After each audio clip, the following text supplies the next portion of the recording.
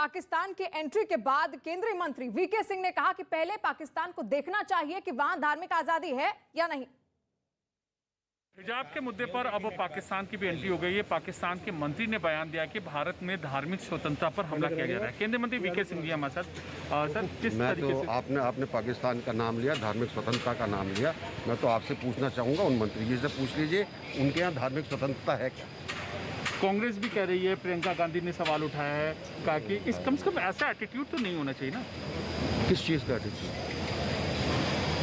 ऐसा है, अगर आप कीचड़ फेंकते उसके बाद आप मुझे कहें कि कीचड़ फेंक रहे हो, तो ये मुद्दा तो विपक्ष का उठाया हुआ, उनका इंजीनियर है, उन्हीं का काम। सर, 5 लाख रुपए का इनाम देने का ऐलान किया है जमीयत उलमाए हिंद ने उस बच्ची को।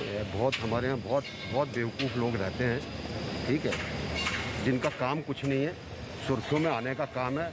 कोई 5 लाख बोलता है, कोई 10 लाख बोलता है, कोई कहता है किसी का सिर काट के ले आओ। ये फालतू की चीज़ें हैं। और पाकिस्तान के विदेश मंत्री शाह महमूद कुरैशी के बयान पर बीजेपी ने पलटवार किया है। न्यूज 18 से बातचीत में बीजेपी सांसद अनिल जैन ने पाकिस्तान को पहले अपना घर संभालने की नसीहत दी। बीजेपी राज्यसभा सांसद अनिल जैन है। पाकिस्तान की ओर से भी कमेंट आ रहा है हिजाब वाले जो कंट्रोवर्सी है उसको लेकर। अब अनिल जी, पाकिस्तान के मंत्री ट्वीट करते हैं और कहते हैं कि भारत में जो धार्मिक स्वतंत्रता है उसके साथ इंटरफेरेंस हो रहा है। पाकिस्तान किस मुंह से हमारे बारे में बात करेगा? पाकिस्तान क्या है, उन्मादी सरकारें चलती हैं, आतंकवाद वहाँ से पोषित होता है। सारी दुनिया का आतंकवाद का अड्डा पाकिस्तान है। पाकिस्तान भारत को सीख देगा। भारत में दुनिया में कहीं अगर शर्म धर्म संभाव है और धार्मिक स्वतंत्रता है तो भारत में है। धार्मिक स्वतंत्रता के नाम पर उन्माद नहीं फैलाने दिया जाएगा। दिग्विजय सिंह ने भी ट्वीट किया है और कहा है कि पेरेंट्स से बात करनी चाहिए, बच्चों को क्यों हिजाब के नाम पर प्रताड़ित किया जा रहा है। देखिए, दिग्विजय सिंह तो इस देश में उन्मादी संस्कृति को फैलाने के लिए पुलोधा है और वो आधे पाकिस्तानी लगते हैं। पाकिस्तान में जाकर हिंदुस्तान की बात कहते हैं। यहाँ जब जो आंदोलन चल रहे थे उनमें किस तरह की बातें दिग्विजय सिंह ने कही हैं, वो अपने आप को उनका नाम उनको अपना मौलाना दिग्विजय सिंह रख लेना चाहिए और कहीं ना कहीं इसकी व्यवस्था करनी चाहिए। दिग्विजय सिंह की टिप्पणियों पर क्या आपत्ति करेंगे, लेकिन मेरा क्या कहना है, स्कूल कॉलेज किसी भी उन्माद का हिस्सा नहीं होने चाहिए। स्कूल कॉलेज यूनिफॉर्म इसलिए लाई जाती है कि सब बच्चे अमीर गरीब जाति पंथ भेदभाव सबसे दूर रहें, सब बच्चे एक जैसे दिखें। एक स्कूल है, एक बच्चे हैं, एक यूनिफॉर्म है, उसमें रहें, तो उसमें किसी भी चीज़ की ज़रूरत नहीं है। स्कूलों में हिजाब, स्कूलों में अन्य प्रकार की चीज़ें, ये उचित नहीं है, ये नहीं होनी चाहिए। और इस वक्त की एक और बड़ी खबर आपको बता दें, हिजाब विवाद पर कांग्रेस नेता दिग्विजय सिंह ने कहा है कि कुछ चीजें धर्म की पहचान होती हैं। क्या हिंदू में पर्दा नहीं होता, घूंघट नहीं पहनते, शिक्षा के क्षेत्र में धार्मिकता की जगह नहीं, कोई हिजाब लगाता है तो उनके माँ बाप से बात करनी चाहिए। हिजाब विवाद में कांग्रेस नेता दिग्विजय सिंह की भी अब प्रतिक्रिया आई है, वही आप देख रहे हैं। आपको बता दें कि दिग्विजय सिंह के मुताबिक उन्होंने क्या कुछ कहा है वो आपको बताएंगे कि क्या हिंदू में पर्दा नहीं होता। उन्होंने इस बात का जिक्र किया है और धार्मिक उन्माद फैलाने की कोशिश की जा रही है। कांग्रेस नेता दिग्विजय सिंह ने भी अब अपना बयान दिया है। दिग्विजय सिंह ने ये कहा कि कुछ चीजें धर्म की पहचान होती हैं। क्या हिंदू में पर्दा नहीं होता, घूंघट नहीं पहनते, शिक्षा के क्षेत्र में धार्मिकता की जगह नहीं, ये कहा है दिग्विजय सिंह ने। और कोई हिजाब लगाता है तो उनके माँ बाप से बात करनी चाहिए। और साथ ही साथ हिजाब विवाद में कांग्रेस नेता दिग्विजय सिंह की भी प्रतिक्रिया आई है। दिग्विजय सिंह के मुताबिक धार्मिक उन्माद फैलाने के लिए इस मामले को इतना बड़ा किया गया है। हिजाब को लेकर लगातार बवाल चल रहा है। कर्नाटक सरकार ने 3 दिन के लिए स्कूल कॉलेजेस बंद कर दिए। मध्य प्रदेश सरकार भी कह रही है कि हमारे यहाँ हिजाब नहीं होगा, स्कूल का जो ड्रेस कोड है वही लागू होगा, कोई हिजाब नहीं। बात यह है कि कुछ चीजें ऐसी होती हैं जो एक धर्म की आइडेंटिटी बन जाती है। सिख लोग पगड़ी लोग पहनते हैं, कुछ समुदाय के लोग दाढ़ी रखते हैं, कुछ समुदाय के लोग मूछें रखते हैं, कुछ लोग पर्दा करते हैं। क्या हिंदुओं में पर्दा नहीं होता है? क्या घूंघट नहीं निकालते? क्या राजस्थान में चले जाइए, गांव में चले जाइए, घूंघट निकालते हैं। तो वहां पर भी लोग कहते हैं सिर ढक के आया करो। तो लेकिन ये कम से कम शिक्षा के क्षेत्र में धार्मिकता को जन्म नहीं मिलना चाहिए। अब कोई यदि हिजाब लगा के आना चाहता है तो उनके परिवार के लोगों से बात करिए, उनके पेरेंट्स से बात करिए। बच्चों से क्यों ऐसा आप करते हैं कि तुमको स्कूल में नहीं घुसने देंगे? पेरेंट टीचर लोगों के साथ बैठ के बात होना चाहिए था, मैनेजमेंट को बात करना चाहिए था। ये तो पूरी तरीके से धार्मिक उन्माद फैलाने का कारण है। कांग्रेस नेता दिग्विजय सिंह ने कहा कि पूरी तरीके से धार्मिक उन्माद फैलाने की कोशिश हो रही है। शिक्षा के क्षेत्र में धार्मिकता को जन्म नहीं देना चाहिए। वहीं कर्नाटक से शुरू हुआ हिजाब विवाद अब यूपी चुनाव में भी मुद्दा इसका उठाया जा रहा है। समाजवादी पार्टी ने इस मामले के लिए बीजेपी को घेरने की कोशिश की है। वहीं इस मामले की आज भी हाईकोर्ट में सुनवाई होने वाली है। कल इस मामले पर सुनवाई हुई थी। हाईकोर्ट ने इस मामले पर संविधान के हिसाब से कदम उठाने की बात कही। इस सुनवाई से पहले उडुपी में जमकर हंगामा हुआ। कई छात्र कॉलेज के बाहर एकजुट हुए और काफी देर तक नारेबाजी वहां पर चलती रही। ये विवाद तब शुरू हुआ था जब कुछ दिन पहले हिजाब पहनकर कॉलेज पहुंची छात्राओं की क्लास में जाने से उनको रोक दिया गया, जिसके बाद छात्राओं ने इसका विरोध किया और विरोध में शामिल एक छात्र ने कर्नाटक हाईकोर्ट में अर्जी भी दाखिल की। 3 तस्वीरें भी आप देख रहे हैं हिजाब पर किस तरीके से लगातार हंगामा हो रहा है, उसकी ये तस्वीरें हैं। लेकिन कल भी इस मामले पर कर्नाटक हाईकोर्ट में सुनवाई हुई थी। कर्नाटक हाईकोर्ट ने साफ कह दिया था कि हम कानून और संविधान के हिसाब से ही चलेंगे और आज भी इस पर सुनवाई होगी। और साथ साथ इसी की प्रतिक्रिया में काउंटर में हिजाब के अलावा कई छात्र ऐसे थे जो भगवा गमछा भी पहनकर पहुंच गए थे। लेकिन ये विवाद और बढ़ता चला जा रहा है। उडुपी के बाद प्रदेश के दूसरे कॉलेजों में भी इसका हंगामा शुरू हो गया। हिजाब के जवाब में कुछ हिंदू छात्र भगवा शॉल लेकर कॉलेज पहुंच गए। हंगामा बढ़ने के बाद मुख्यमंत्री ने भी सभी से शांति बनाए रखने की अपील की है। साथ साथ आपको ये भी बता दें कि कर्नाटक की जो सरकार है उसने फैसला लिया है कि 3 दिन तक सभी स्कूल कॉलेज बंद भी रहेंगे। और कांग्रेस महासचिव प्रियंका गांधी ने भी हिजाब पर ट्वीट किया है। चाहे वो बिकनी हो, घूंघट हो, जीन्स की जोड़ी हो या फिर हिजाब, ये तय करना एक महिला का अधिकार है, वो क्या पहनना चाहती है। ये अधिकार भारतीय संविधान द्वारा दिया गया है। महिलाओं को प्रताड़ित करना बंद करो, ये ट्वीट किया गया है प्रियंका गांधी की ओर से।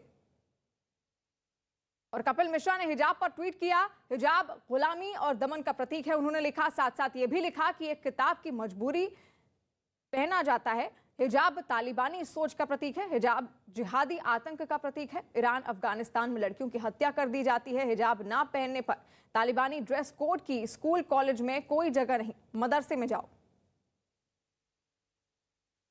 और इसी के साथ हिजाब पर जारी सियासी संग्राम के बीच इस मुद्दे पर आरएसएस की भी प्रतिक्रिया आई है। आरएसएस नेता इंद्रेश कुमार के मुताबिक मुस्लिम धर्म का पालन करने वालों को जिस देश में रह रहे हैं उसके कानून का पालन करना चाहिए। मैंने ये राय दी है, लाखों करोड़ों अब इसको मानने भी लगे हैं कि भारत का इसी तरह से संस्थानों के अपने अपने अनुशासन हैं। उन अनुशासन के अंदर रहना और चलना ही इस्लाम, इंसानियत और हिंदुस्तानियत है। इसलिए जो कट्टरपंथता की आड़ में कट्टरपंथी अलगाववादी ताकतें भारत को और भारत के अंदर सर्वसमावेशी सब धर्मों का सम्मान को आहत करते हैं, कानून तोड़ते हैं, अनुशासन से बाहर निकलते हैं, यह निंदनीय और अशोभनीय है। और साथ ही साथ कर्नाटक के हिजाब विवाद पर राजनीति तेज हो गई है। हिजाब विवाद पर शिवसेना नेता अरविंद सावंत का कहना है कि जहां ये विवाद हुआ है वहां बीजेपी की सरकार है, इसलिए ये बीजेपी की जिम्मेदारी बनती है कि कानून व्यवस्था बनाए रखे। कर्नाटक में भारतीय जनता पार्टी की सरकार है। अब उस सरकार की जिम्मेदारी बनती है कानून व्यवस्था रखने की। और जो लोग झंडे लेकर जा रहे हैं वो और जो कुछ हिजाब पहन के जा रहे हैं दोनों, अब दोनों को देखो तो कानून व्यवस्था खराब हो रही है ऐसा लिखता है। मजहब पे किसी के जाना ही नहीं। हमें सबसे बड़ा सेंटेंस है, मजहब नहीं सिखाता आपस में बैर रखना। हिंदी है हम, वतन है हमारा, हिंदुस्तान हमारा। और केंद्रीय मंत्री गिरिराज सिंह ने यह कहा कि हिजाब विवाद खड़ा करने वाले लोग भारत के सौहार्द को बिगाड़ना चाहते हैं। के अंदर कुछ लोग देश के माहौल को बिगाड़ना चाहते हैं। गजवाए हिंद की मानसिकता वाले, जो इस्लामिक स्टेट की कल्पना लेकर के भारत के सांप्रदायिक सौहार्द को बिगाड़ना चाहते हैं, जो सर्वधर्म समभाव का है। अब स्कूलों में अगर नमाज पढ़े बच्चे हिजाब लगाए और कोई कहे मैं हवन करूं, कोई कुछ और कहे, तो ये समाज का माहौल बिगाड़ने की कोशिश है। ये भारत है सर्वधर्म समभाव के आधार पर चलेगा, न कि इस्लामिक स्टेट भारत को बनाने की कोशिश करने वालों की मानसिकता हम पूरा नहीं होने देंगे। और इसी के साथ हिजाब पर विपक्ष ने सरकार को घेरने की कोशिश की है। कांग्रेस से लेकर एआईएमआईएम चीफ ने हिजाब पर बयान दिया है। उनका कहना है कि हिजाब विवाद वोटों को पोलराइज करने के लिए किया जा रहा है। हाँ, जो ये हिजाब का इशू कर दिया है वो जानबूझ के पर्पसली वोट पोलराइज करने के लिए और खास करके हिंदू मुस्लिम को लड़ाने के लिए चंद लोग कोशिश कर रहे हैं। लेकिन कर्नाटका हमेशा एकजुट होकर रहा है। देखिए, भारत का संविधान सभी नागरिकों को धार्मिक आजादी देता है, बोलने की आजादी देता है, रहने खाने पीने की आजादी देता है। देश के जिन हिस्से में पहनावे के लेके बवाल है, नफरत है, बंटवारा है, हम समझते हैं अगर उसके लिए कोई जिम्मेदार है तो भारतीय जनता पार्टी की सरकार जिम्मेदार है। डरने और घबराने की जरूरत नहीं है। अच्छा, अभी आप देखेंगे, हम पहले से आपको वार्न करके जा रहे हैं, शाम में 6 बजे से टीवी पे शुरू हो जाएगा। मुस्लिम महिलाओं को बुर्का और हिजाब के नाम पर दबाया जाता है। अरे तुमको कब से मोहब्बत हो गई? मैं क्या पहनता हूं, मेरी बेटी क्या पहनती है, मेरी बीवी क्या पहनती है, उससे आपको क्या। और कर्नाटक में हिजाब पर जारी हंगामे पर पूर्व प्रधानमंत्री और जेडीएस के अध्यक्ष एचडी देवगौड़ा ने बीजेपी और कांग्रेस पर मामले पर सियासी फायदा उठाने की कोशिश करने का आरोप लगाया। Kumaraswamy has taken a very cautious step. He never tried to use this for the purpose of political gain or loss. As a former chief minister, he has advised the government and also the Congress party. This is not going to help.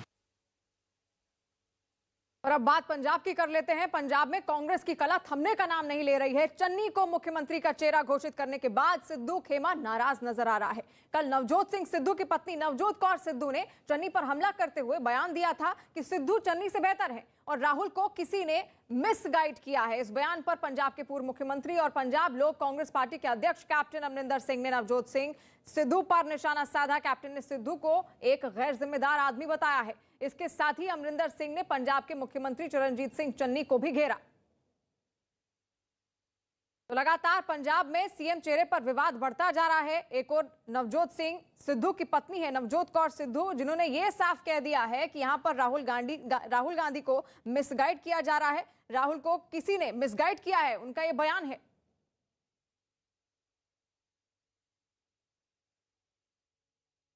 Charanjit Singh Channi को गरीब आदमी बताया गया है, गरीब के साथ connect करता है। क्या आपको लगता है कि चरणजीत सिंह चन्नी गरीब आदमी है और ज्यादा बेटर कनेक्ट करेगा नवजोत सिंह सिद्धू से ज्यादा? हमारे से ज्यादा अमीर है, हमारे से ज्यादा अमीर है। उसका घर देख लो, उसका पैसा देख लो, उसके रिटर्न देख लो, उसके पास हमारे से ज्यादा पैसे हैं। मतलब नवजोत सिंह सिद्धू बेटर चॉइस थे? यस। सिद्धू एक ऐसा इंसान है, मैं जानता हूँ, टोटली इररिस्पॉन्सिबल आदमी है और कोई सोच नहीं, और टोटली चाहे सिद्धू है या चन्नी है, वो पंजाब नहीं, बहुत दोनों बड़े माड़े हैं। और साथ ही साथ पंजाब कांग्रेस के अध्यक्ष नवजोत सिंह सिद्धू ने इस बहस के बीच एक बार फिर खुद को पंजाब की अस्मिता से जोड़ दिया और खुद को पंजाब के लिए लड़ने वाला ईमानदार सिपह सलार बताया।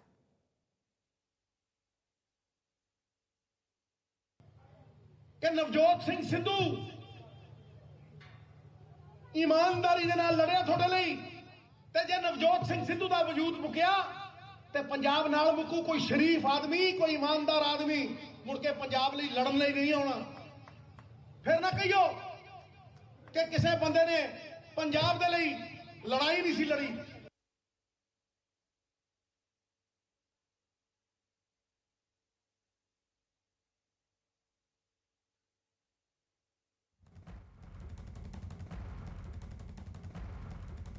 तो पंजाब में सियासी घमासान थमने का नाम नहीं ले रहा है। एक बार फिर से सीएम चेहरे को लेकर अब फिर से विवाद बढ़ता हुआ दिख रहा है, क्योंकि चन्नी को चेहरा घोषित किया है कांग्रेस ने अपनी ओर से, लेकिन साथ साथ सिद्धू के खेमे में नाराजगी देखने को मिल रही है, जहां पर कैप्टन अमरिंदर सिंह ने तो सबसे पहले ये कह दिया है कि वो एक गैर जिम्मेदार व्यक्ति हैं, और साथ साथ नवजोत सिंह सिद्धू की जो पत्नी है उन्होंने ये कहा है कि सीएम चेहरा चुनने में किसी ने राहुल गांधी को मिसगाइड किया है और चन्नी उनसे ज्यादा अमीर है, इसलिए एक गरीब नेता के तौर पर सिद्धू को ही सीएम चेहरा होना चाहिए था।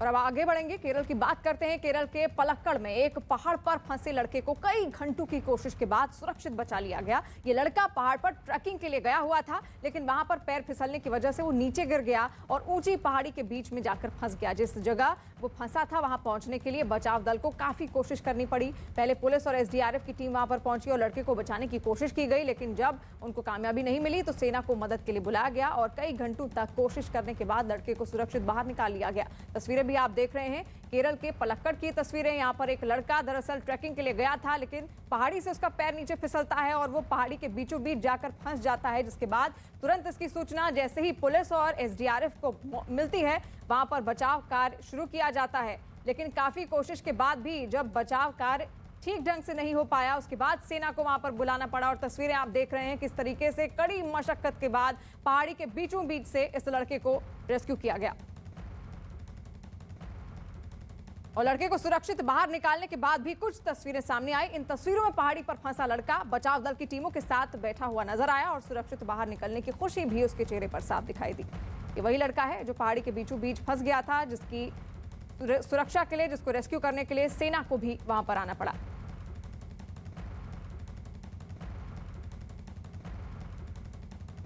और अब बड़ी खबर पश्चिम बंगाल से, वहां पर टीएमसी और प्रशांत किशोर के बीच खटास की खबरें सामने आई। खबर है कि पश्चिम बंगाल निकाय चुनाव में टिकट बंटवारे के मुद्दे पर दोनों के बीच मतभेद है। कई इलाकों में टीएमसी के नेता विरोध प्रदर्शन कर रहे हैं। टीएमसी के पुराने नेता इस टिकट बंटवारे के लिए आईपैक को जिम्मेदार ठहरा रहे हैं और इसी वजह से दोनों के बीच विवाद की खबरें हैं। हालांकि इस बारे में ममता बनर्जी ने किनारा करने की कोशिश की और इसे पार्टी का अंदरूनी मामला बता दिया। तो आपको बता दें, पश्चिम बंगाल से बड़ी खबर है, जहां पर टीएमसी और प्रशांत किशोर के बीच में खटास की कुछ खबरें सामने आ रही हैं। और खबर है कि पश्चिम बंगाल निकाय चुनाव में टिकट बंटवारे के मुद्दे पर दोनों के बीच मतभेद अब बढ़ता हुआ नजर आ रहा है। कई इलाकों में टीएमसी के नेता विरोध प्रदर्शन कर रहे हैं और साथ साथ टीएमसी के जो पुराने नेता हैं इस टिकट बंटवारे के लिए आईपैक को वो जिम्मेदार ठहरा रहे हैं। कुछ रिपोर्ट्स के बारे में बात हो रहा है कि अब तृणमूल कांग्रेस और आईपैक का कॉन्ट्रैक्ट जो है वो please don't ask me all this question now, it is not internal party matter.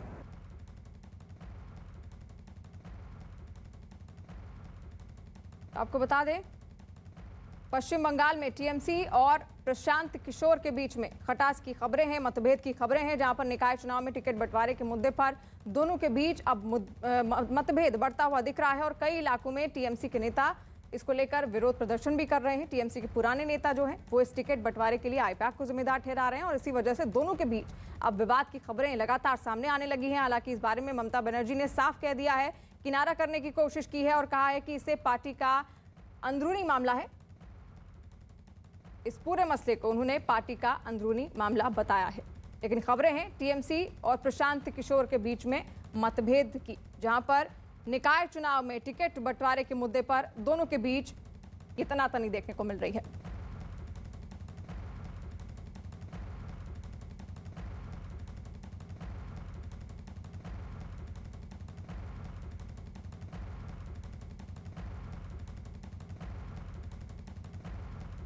और एक दिन पहले पश्चिम बंगाल की मुख्यमंत्री ममता बनर्जी उत्तर प्रदेश पहुंची। उन्होंने लखनऊ में अखिलेश यादव के समर्थन में प्रचार किया और मंच से खेला होबे का नारा भी लगाया, जिसके बाद बीजेपी ने मोर्चा खोलते हुए ममता बनर्जी को निशाने पर ले लिया।